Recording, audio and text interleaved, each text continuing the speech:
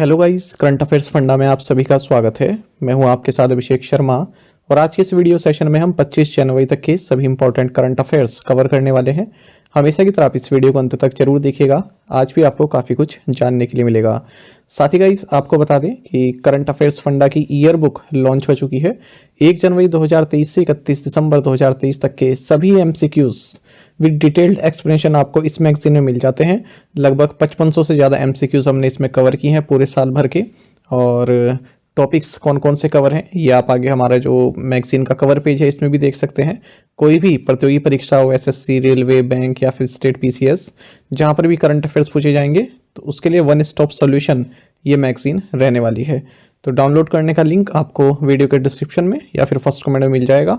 और अभी extra discount नहीं मिल रहा है, ये 149 रुपीज़ में आप प्राप्त कर सकते हैं, लेकिन 10% ऑफ और आपको इस पर मिल जाएगा। साथ ही आपको बता दें, यदि आप हमारे साल भर का करंट अफेयर्स पीडीएफ पैकेज चाहते हैं तो उसका भी लिंक आपको वीडियो के डिस्क्रिप्शन में मिल जाएगा। और रिपब्लिक डे के मौके पर इस पर भी आपको डिस्काउंट प्राप्त हो जाएगा। तो 299 वैसे रहता है, लेकिन 10% ऑफ अभी रिपब्लिक डे के मौके पर चल रहा है। तो इसमें आपको पूरे महीने भर के और वीकली, मंथली सभी करंट अफेयर्स हम आपको इसमें प्रोवाइड कराते हैं। ठीक है, कैटेगरी वाइज वो भी, और असाइनमेंट क्वेश्चंस की पीडीएफ्स भी आपको इसमें मिल जाती है। तो कोई भी अगर आपका डाउट है हमारे इस पीडीएफ कोर्स से संबंधित तो कमेंट बॉक्स में लिखिएगा। चलिए फिर करते हैं शुरुआत इस वीडियो सेशन की। सबसे पहले आज का क्वेश्चन देख लेते हैं, इसका आंसर आपको अभी कमेंट बॉक्स में करना है।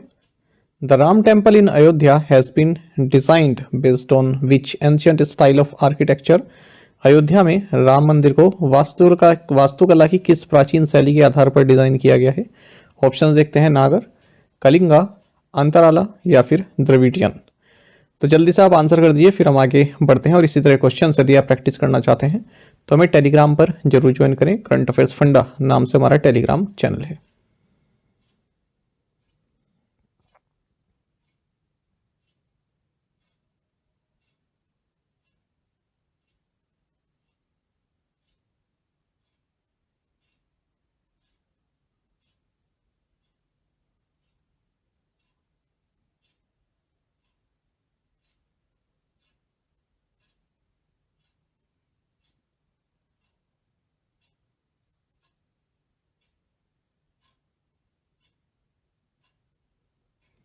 Karpuri Thakur, who will be posthumously awarded Bharat Ratna, was the former Chief Minister of which state? Karpoori Thakur, जिन्हें मरणोपरांत भारत रत्न से सम्मानित किया जाएगा, किस राज्य के पूर्व मुख्यमंत्री थे? ऑप्शंस आपके सामने हैं। सही आंसर ऑप्शन ए है, बिहार।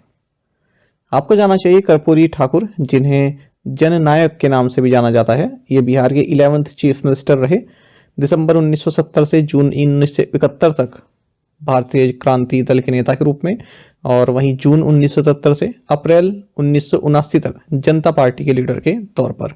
आपको बता दें, एक सोशलिस्ट लीडर थे और इनका देहांत 17 फरवरी 1988 को हुआ था। ये संयुक्त सोशलिस्ट पार्टी के प्रेसिडेंट भी रह चुके हैं। और दरभंगा से लेकर अमृतसर के बीच में एक रेल चलती है जिसका नाम है जननायक एक्सप्रेस ट्रेन, तो ये इन्हीं के नाम पर है। आपको जाना चाहिए, इन्हीं की चीफ मिनिस्टरशिप के दौरान 1977 में मुंगेरी लाल कमीशन ने अपनी रिपोर्ट सबमिट की थी और ये रिकमेंड किया था कि बैकवर्ड क्लासेस को extremely backward classes and backward classes में क्लासिफाई करना चाहिए। फिर ये जो रिपोर्ट है ये इम्प्लीमेंट की गई 1978 में, और इसी के कारण बिहार में जो गवर्नमेंट सर्विसेज हैं उसमें 26% रिजर्वेशन भी ओबीसी के लिए तय किया गया। बाकी आपको जानना चाहिए कि 26 जनवरी 2024 को इन्हें पोस्टमसली इंडिया का highest civilian honour Bharat Ratna दिया जाएगा गवर्नमेंट ऑफ इंडिया के द्वारा। ऐसा अनाउंस किया है प्रेसिडेंट ऑफ इंडिया ने 23 जनवरी 2024 को। अगर हम बात करते हैं भारत रत्न की, तो ये 49 इंडिविजुअल्स को दिया जा चुका है और जिनमें से 17 पोस्टमसली दिया गया है, यानी मरणोपरांत दिया गया है। 2 जनवरी 1954 को भारत रत्न की स्थापना की गई थी और इसकी जो रिकमेंडेशन है ये प्राइम मिनिस्टर द्वारा प्रेसिडेंट को की जाती है कि किसे दिया जाना चाहिए। और एक साल में 3 से ज़्यादा आप नॉमिनीज नहीं रख सकते भारत रत्न के लिए। इसमें सनद दी जाती है जिसे साइन किया जाता है प्रेसिडेंट के द्वारा। पीपल लीफ शेप्ड मेडलियन दिया जाता है। कोई भी मॉनेटरी प्राइज इसमें नहीं दिया जाता, मॉनेटरी ग्रांट नहीं दिया जाता है। और जो भारत रत्न रिसिपिएंट्स हैं, अगर हम इंडियन ऑर्डर ऑफ प्रेसिडेंस की बात करें तो 7वें नंबर पर होते हैं। Which state launched Abua Awas Yojana, किस राज्य ने अबुआ आवास योजना शुरू की? सही आंसर ऑप्शन सी रहेगा, झारखंड। आपको जानना चाहिए कि झारखंड के चीफ मिनिस्टर हेमंत सोरेन, इन्होंने अबुआ आवास योजना लॉन्च की है और एक्सेप्टेंस लेटर्स भी दिए हैं बेनिफिशरीज को। इस स्कीम के तहत 3 रूम हाउसेस अवेलेबल किया जाएंगे 8 लाख नीडी, जिन्हें जरूरत है, जरूरतमंद लोगों को अगले 3 साल में, और इन 8 लाख की क्षमता को 20 लाख तक बढ़ा दिया जाएगा आने वाले कुछ सालों में। झारखंड की बात करें, इसे लैंड ऑफ फॉरेस्ट भी बोलते हैं। कैपिटल रांची है, गवर्नर है CP Radhakrishnan. Which air force collaborated with the Indian air force in exercise desert knight? Desert knight अभ्यास में भारतीय वायुसेना के साथ किस वायुसेना ने भाग लिया? सही आंसर ऑप्शन डी है, बोथ बी एंड सी, यानी कि French air and space force plus United Arab Emirates air force. आपको जानना चाहिए इंडियन एयर फोर्स ने एक्सरसाइज डेजर्ट नाइट कंडक्ट की है अरेबियन सी के ऊपर, किसके साथ मिलकर? French air and space force plus United Arab emirate air force के साथ। फ्रेंच की ओर से तो फ्रांस की ओर से तो Rafale fighter aircraft and multi roller tanker transport ने इसमें पार्टिसिपेट किया, वहीं यूएई एयर फोर्स ने F-16 को यहाँ पर तैनात किया और अल दफरा एयरबेस यूएई से इन्होंने उड़ान भरी थी। वहीं जो इंडियन एयरफोर्स कंटिजेंट है, इन्होंने Su-30 MK1, MiG-29, Jaguar, AWACS, C-130J and air to air refilled aircraft यहाँ पर तैनात किए थे। Which company successfully launched the AX-3 mission to the International Space Station with the first Turkish astronaut on board?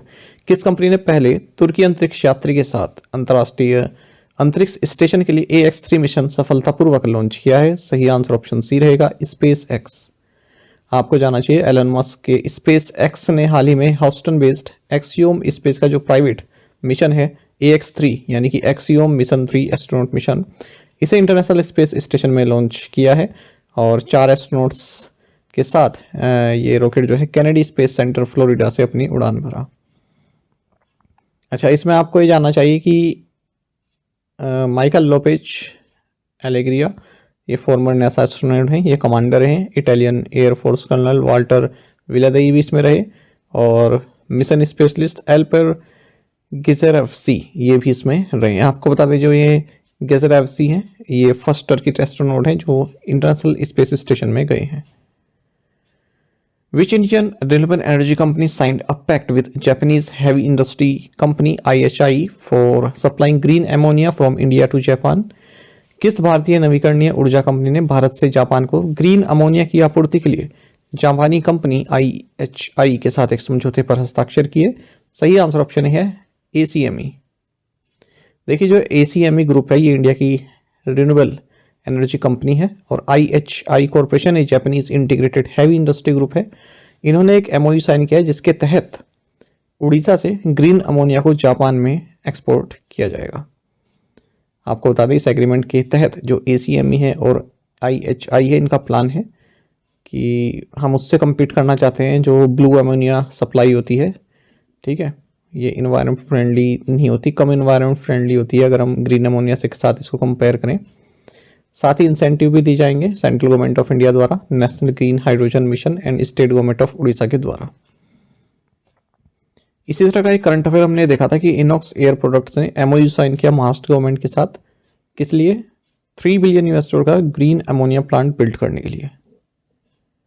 Which state honour doctor Ritu Karidhal Srivastava and Naveen Tiwari with Gaurav Samman? किस राज्य ने doctor Ritu कारीदाल और नवीन तिवारी को गौरव सम्मान से सम्मानित किया है? ऑप्शंस आपके सामने हैं, सही आंसर ऑप्शन डी है Uttar Pradesh.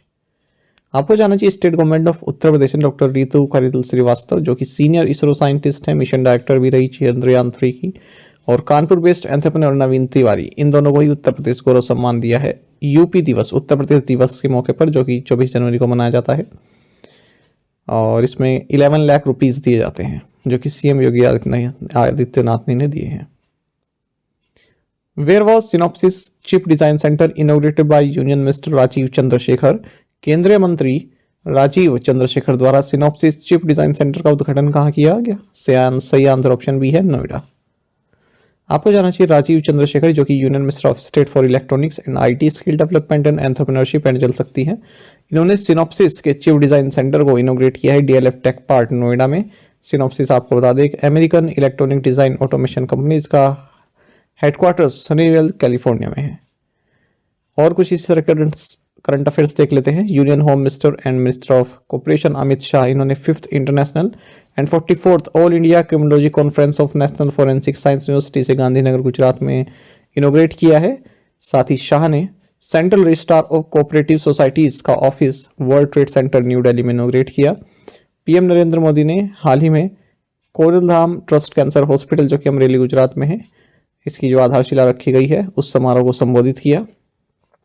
President of India Droupadi Murmu ने कौशल भवन जो कि एक नई बिल्डिंग है minister of skill development entrepreneurship की, इसे इनोग्रेट किया है न्यू दिल्ली में।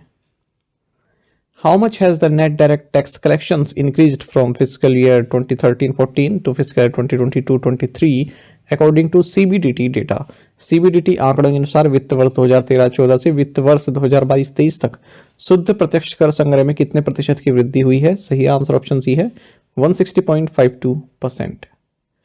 आपको जानना चाहिए central board of direct taxes ये स्टैटिस्टिक्स जारी करता रहता है डायरेक्ट टैक्स कलेक्शन से संबंधित, और इस बार इसने फिजिकल 2022-23 तक की स्टैटिस्टिक्स जारी की है। कुछ हाइलाइट्स देख लेते हैं क्या क्या कहा है। तो नेट डायरेक्ट टैक्स कलेक्शंस ये 160.52% बढ़ा है यदि हम फिजिकल 2013-14 से फिजिकल ईयर 2022-23 की बात करें। तो जो नेट डायरेक्ट टैक्स कलेक्शन रहा है फिजिकल ईयर 2013-14 में ये 6,38,596 का रहा है, ठीक है, जबकि 2022-23 में ये हो गया 16,63,686 करोड़ का, 160.52% की वृद्धि। ग्रोस डायरेक्ट टैक्स कलेक्शन में अगर हम देखें तो 2022-23 में ये 19,72,248 करोड़ रुपए रहा है, ठीक है, और इसमें 173.31% की वृद्धि देखने के लिए मिली है यदि हम 2013-14 से कंपेयर करें जब ये 7,21,604 करोड़ रुपए था। Direct tax to GDP ratio ये 5.62% बढ़ा है और 6.11 मतलब 5.62 तो था ये 2013-14 में, 6.11 हो गया है ये फिजिकल ईयर 2022-23 में। Total number of ITRs filed ये फिजिकल 2022-23 में 7.78% थे और 104.91% की वृद्धि के साथ ये 2013-14 में 3 माफ़ कीजिएगा उल्टा हो गया। टोटल नंबर ऑफ ITRs 22-23 में 7.78 करोड़ रुपए रहे, 7 करोड़ रहे और 104.91% की वृद्धि देखने को मिली, जबकि ये 2013-14 में केवल 3.80 करोड़ थे ITRs जो फाइल किए जाते हैं, income tax returns. Which Indian state after Bihar recently initiated a comprehensive caste census? Bihar के बाद किस भारतीय राज्य ने हाल ही में व्यापक जाति जनगणना शुरू की है? सही आंसर ऑप्शन डी है, आंध्र प्रदेश। देखिए आंध्र प्रदेश गवर्नमेंट ने कास्ट सेंसस लॉन्च की है ताकि और सभी कम्युनिटीज से संबंधित ये सेंसस रहने वाली है। आंध्र प्रदेश दूसरा स्टेट बन गया है बिहार के बाद जिसने इस कास्ट सेंसस को शुरू किया है। देखिए अब ये पैराग्राफ मैंने अपने आप से ऐड किया है आर्टिकल पढ़ के ताकि आप लोगों को थोड़ा पता हो सके कि ये कास्ट सेंसस का कोई पार्टी विरोध करती है, कोई फेवर में रहती है, ऐसा क्यों होता है। देखिए जो भी सेंसस हुई है ना इंडिपेंडेंट इंडिया में 1951 से 2011 तक, तो इनमें शेड्यूल कास्ट और शेड्यूल ट्राइब के आंकड़े तो रहे हैं लेकिन इसके अलावा किसी भी कास्ट के आंकड़े नहीं रहे हैं, ठीक है। और ना ही गवर्नमेंट ऑफ इंडिया की ऐसी इंटेंशन है कि कास्ट वाइज पॉपुलेशन इन दोनों के अलावा किसी की बताई जाए। तो अब जो ओबीसी सेक्शन है, ठीक है, या फिर कुछ ऐसी पार्टीज जो ओबीसी को ज़्यादा फेवर करती हैं, ठीक है, तो उन लोगों को वो लोग अपनी कास्ट सेंसस करवा रहे हैं ताकि ओबीसी का पता चल सके कि कितने ओबीसी हैं या फिर और कोई कास्ट कितनी है, ठीक है, मेन ओबीसी पर रहता है। तो अब जो इसका अपोजिशन करते हैं वो इसलिए करते हैं क्योंकि ताकि ओबीसी जो है ओबीसी की संख्या जो है ज़्यादा निकल कर आएगी तो वो लोग ऐसा भी हो सकता है कि अपना रिजर्वेशन बढ़ाने की बात करें, ठीक है, और कास्ट जो है अगर उनके डेटा निकल के आएगा तो वो रिजर्वेशन की बात कर सकते हैं, हमारा कोटा बढ़ाया जाए। जस्टिस रोहिणी कमीशन हाल ही में सेट की गई थी 2017 मोदी गवर्नमेंट के द्वारा, और हाल ही में इन्होंने जो अपनी सबमिट भी सौंपी अगस्त 2023 में, जो कि ओबीसी की सब कैटेगराइजेशन से संबंधित है। तो ये भी एक चुनाव का मुद्दा हो सकता है आने वाले उसमें, कि रोहिणी कमीशन ने जो अपनी रिपोर्ट सौंपी है, ठीक है, उसकी जो रिकमेंडेशन उनको लागू करो, इस तरह की भी मुद्दा आ सकता है। Which organization surpassed the State Bank of India to become the most valuable public sector undertakings? कौन सी ऑर्गेनाइजेशन भारतीय स्टेट बैंक को पीछे छोड़कर सबसे मूल्यवान सार्वजनिक क्षेत्र उपक्रम बन गई है? सही आंसर ऑप्शन है LIC। देखिए, जो life insurance corporation of India है, ये most valuable listed public sector company बन गई है। मार्केट कैपिटलाइजेशन के तौर पर इसने स्टेट बैंक ऑफ इंडिया को पीछे छोड़ दिया है। LIC की जो मार्केट कैपिटलाइजेशन है ये 5.60 ट्रिलियन रुपीज़ है, और SBI की 5.58 ट्रिलियन रुपीज़ है। वेयर वॉज द गोले मेला फेस्टिवल ऑर्गेनाइज्ड रिसेंटली? हाल ही में गोले मेला उत्सव कहाँ आयोजित किया गया? सही आंसर ऑप्शन डी है उधमपुर। आपको जाना चाहिए जम्मू एंड कश्मीर में एक पॉपुलर फेस्टिवल जिसका नाम गोले मेला है, ये ऑर्गेनाइज किया गया जगन्नाथ टेम्पल उधमपुर में। गोले मेला 2 बार मनाया जाता है पूरे साल भर में। देखिए, भारत में 2 एंशियंट टेम्पल्स हैं जो कि लॉर्ड जगन्नाथ से संबंधित हैं। पहला है पुरी, उड़ीसा, सभी जानते हैं। दूसरा उधमपुर डिस्ट्रिक्ट में है, जम्मू कश्मीर के।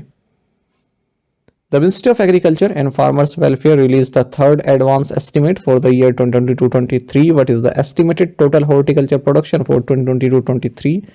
कृषि एवं किसान कल्याण मंत्रालय ने वर्ष 2022-23 के लिए तीसरा अग्रिम अनुमान जारी किया है। 2022-23 के लिए कुल बागवानी उत्पादन कितना अनुमानित है? सही आंसर ऑप्शन बी रहेगा 355.25 मिलियन टन। देखिए, ministry of agriculture and farmers welfare ने third advance estimate of area and production of various horticulture crops for the year 2022-23 को रिलीज किया है। तो जो टोटल हॉर्टिकल्चर प्रोडक्शन है 2022-23 के लिए ये 355.25 मिलियन टन का रहने वाला है, जो कि 8.07 मिलियन टन ज़्यादा है 2021-22 के अनुमान से। फ्रूट प्रोडक्शन रहने वाला है 2022-23 में 109.53 million ton.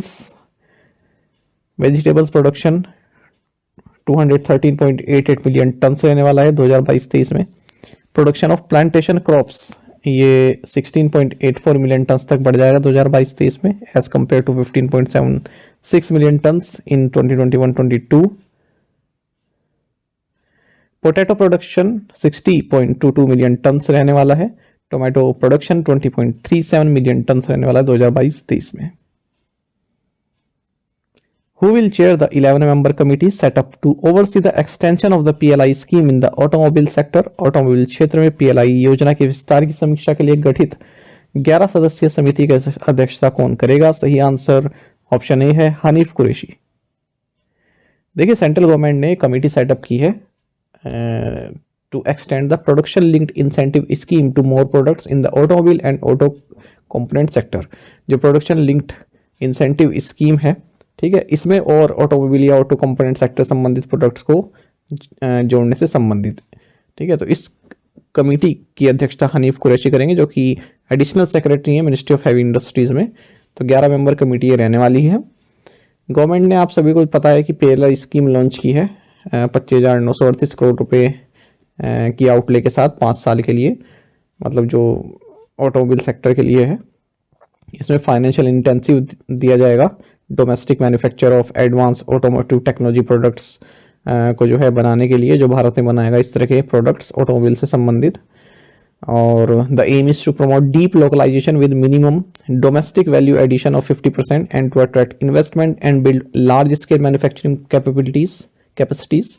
The tenure of the PLI scheme for automobile and auto component has also been extended by 1 year and incentives will be provided for sales of 5 consecutive financial years.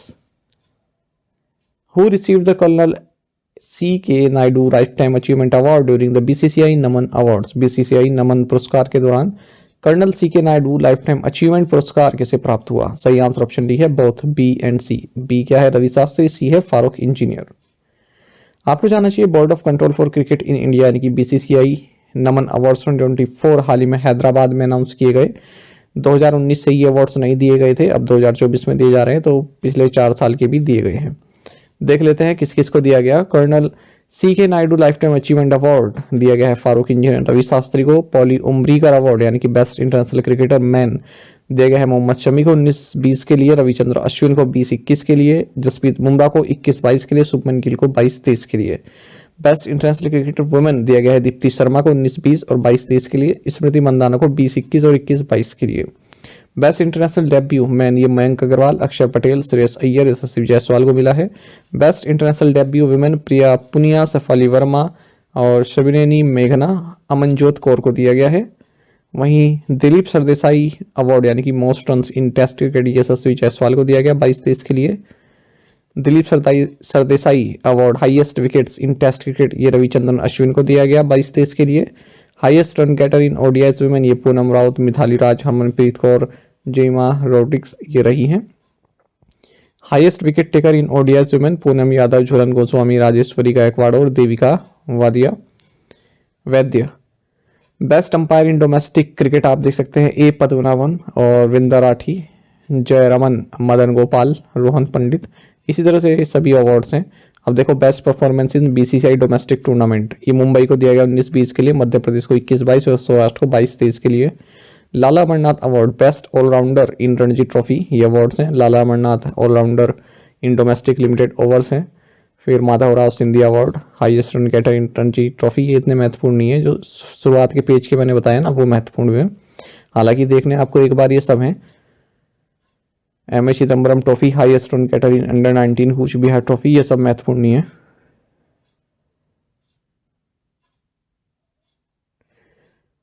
Previous assignment questions के answer देख लेते हैं। Recently seen in news Punganur refers to the dwarf cattle which originated from the Chittoor district of Andhra Pradesh and it is among the world's smallest humped cattle breeds। आपने देखिए ना prime minister Narendra Modi ने एक photo डाली थी cows के साथ, छोटे छोटे थी वे। Who is the head coach of Indian women's hockey team? Janaki Soapman। What is the name of the railway line that connects Bangladesh and the northeast through Tripura? Akhura Agartala rail link। ये महत्वपूर्ण है, ठीक है, इसको question को हल्के मत लीजिएगा। Where is Nassau County International Stadium that will host India versus Pakistan clash at T20 World Cup, New York, US? The Telecommunications Bill 2023 will replace two central acts। Answer क्या है? The Indian Telegraph Act 1885 and which other? Answer is Indian Wireless Telegraphy Act 1933। आप में से कई students बिल्कुल सही answer किया है। इसी तरह से पार्टिसिपेट कीजिए, केवल 3-4 स्टूडेंट्स ही आंसर कर रहे हैं, ठीक है, इस तरह से मत करो यार। आज के असाइनमेंट क्वेश्चन देखते हैं। What is Bhishma cube? Which state has appointed Veera Rana as a chief secretary? Which airline was fined ₹1.20 crore over video of passengers eating on tarmac at airport? Which city is supposed to become the nation's first city to develop 3D urban spatial digital twins for all its wards? Where is Bhadrava Than, a shrine and birthplace of the 15th-16th century Sant reformer Srimanta Shankardeva? In 5 questions के answer आपको comment box में देने हैं। यदि आपको एक question का answer भी आता है तो भी आप हमें कमेंट बॉक्स में अवश्य बताइएगा। ज़्यादा से ज़्यादा संख्या पार्टिसिपेट करने की कोशिश किया कीजिए। साथ ही करंट अफेयर्स फंडा को आप टेलीग्राम पर भी ज्वाइन कर सकते हैं। यहाँ पर रेगुलर वीडियो अपडेट्स और करंट क्विज़ हम आप सभी के लिए डालते रहते हैं। साथ ही डिस्कशन ग्रुप में आप किसी भी क्वेश्चन का सोल्यूशन पा सकते हैं। Thank you guys.